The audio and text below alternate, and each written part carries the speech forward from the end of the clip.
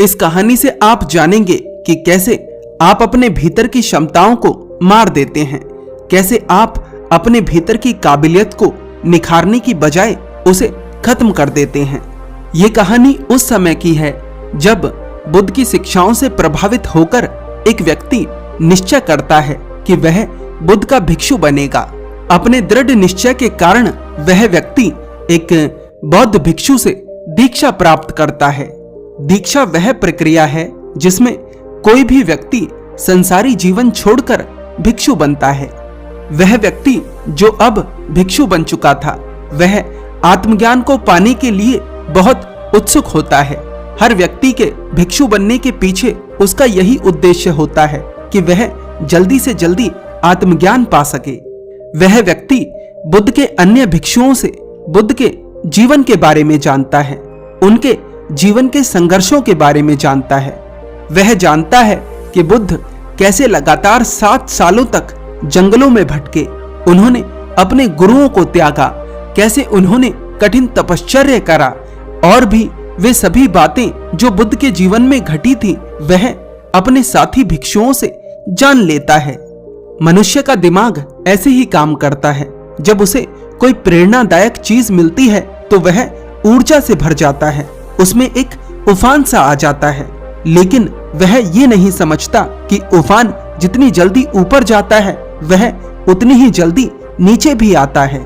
इसीलिए कहा जाता है कि मोटिवेशन से व्यक्ति ज्यादा दूर तक नहीं चल पाता। गौतम बुद्ध जब सिद्धार्थ थे तब वे अपने लक्ष्य के प्रति मोटिवेटेड बिल्कुल भी नहीं थे, वे बस एकाग्र थे। यहाँ पर यह भी समझना आवश्यक है कि उनका लक्ष्य कुछ पाना नहीं था, उनका लक्ष्य था अपने दुखों से मुक्त हो जाना। उनका लक्ष्य आत्मज्ञान नहीं था, उनका लक्ष्य था कि उनके जीवन के जो दुख हैं वे समाप्त हो जाएं। पर यहाँ पर इस व्यक्ति का लक्ष्य था आत्मज्ञान। गौतम बुद्ध के जीवन की प्रेरणादायक घटनाओं को सुनकर वह व्यक्ति ऊर्जा से भर जाता है। वह व्यक्ति जो अब भिक्षु बन चुका था, वह तय करता है कि वह बिल्कुल बुद्ध के जैसा ही जीवन जिएगा। वह अपने आप को जानबूझकर दर्द पहुंचाने लगता है। यदि अन्य भिक्षु साफ जमीन पर चलते तो वह कांटों पर चलता। यदि अन्य भिक्षु भरपेट भोजन खाते तो वह थोड़ा ही भोजन खाता। यदि अन्य भिक्षु कुटिया में सोते तो वह बाहर ठंड में सोता। इसी तरह से वह भिक्षु हर वो काम करता है जो बुद्ध को मजबूरी में करने पड़े थे। वह हर काम अन्य भिक्षुओं से बिल्कुल अलग करने लगा। इस तरह से वह परम ज्ञान की तरफ तो नहीं, लेकिन सघन दुख की तरफ अवश्य बढ़ रहा था। वह खुद ही अपने कृत्यों के कारण दुख पा रहा था। मनुष्य खुद ही अपने कर्मों के कारण दुख पाता है और सोचता है कि कोई और उसे दुख देता है। उसके साथी भिक्षु उस भिक्षु की हरकतों को देख रहे होते हैं, लेकिन कोई भी भिक्षु उससे कुछ नहीं कहता। जब उस भिक्षु की समस्या ज्यादा ही बढ़ जाती है, जब उसका दुख कुछ ज्यादा ही बढ़ जाता है, तब बुद्ध का एक भिक्षु इस सारी घटना को बुद्ध को बताता है। बुद्ध अपने एक अन्य भिक्षु को उस भिक्षु को समझाने के लिए भेजते हैं। वह भिक्षु उस परेशान भिक्षु के पास जाता है और उससे पूछता है, भंते क्या हुआ, तुम इतने दुखी क्यों हो? वह परेशान भिक्षु कहता है, मैं जिस उद्देश्य के लिए भिक्षु बना था वह उद्देश्य तो पूरा ही नहीं हो रहा है। मुझे तो अपना लक्ष्य दूर दूर तक नहीं दिख रहा है।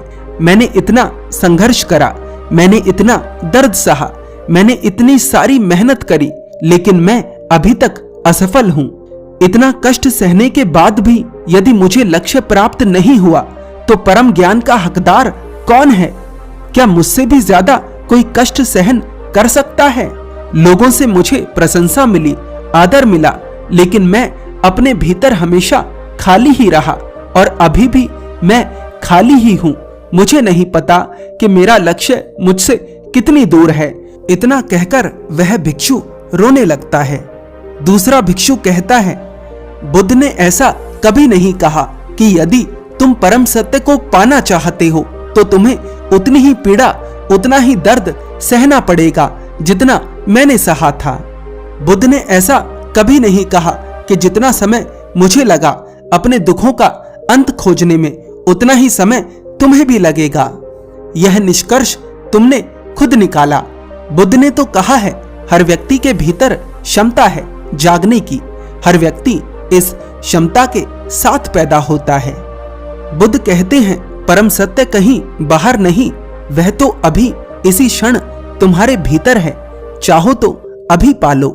वह परेशान भिक्षु पूछता है, फिर बुद्ध को परम सत्य को पाने में इतना समय क्यों लगा, क्यों उन्होंने इतना कष्ट सहा? वह दूसरा भिक्षु कहता है, क्योंकि बुद्ध ने ऐसे भी बहुत सारे कार्य करे जिन्हें करने की कोई आवश्यकता नहीं थी। बुद्ध के पास कोई बताने वाला नहीं था कि क्या सही है और क्या गलत, इसलिए उन्होंने सब कुछ कर कर देखा। लेकिन तुम्हारे पास बुद्ध हैं जो तुम्हें बता रहे हैं कि तुम्हें क्या करना है और क्या नहीं। बस तुम्हें ध्यान से बुद्ध को समझने की आवश्यकता है। वे बौद्ध भिक्षु कहते हैं, जितना समय तुमने खुद को कष्ट पहुंचाने में लगाया है, इतना समय यदि ध्यान में लगा देते तो खुद को ज्यादा बेहतर तरह से समझ पाते। एक बात हमेशा याद रखना, कष्ट बुरा नहीं होता यदि वह स्वाभाविक है, और यदि कष्ट बनावटी है तो जीवन में दुख घटेगा नहीं बल्कि बढ़ेगा। अगर अपने जीवन से दुखों को खत्म करना चाहते हो तो अपने भीतर उतरो, और भीतर उतरने का एक ही रास्ता है, और वह रास्ता है ध्यान। ध्यान ही एकमात्र विकल्प है।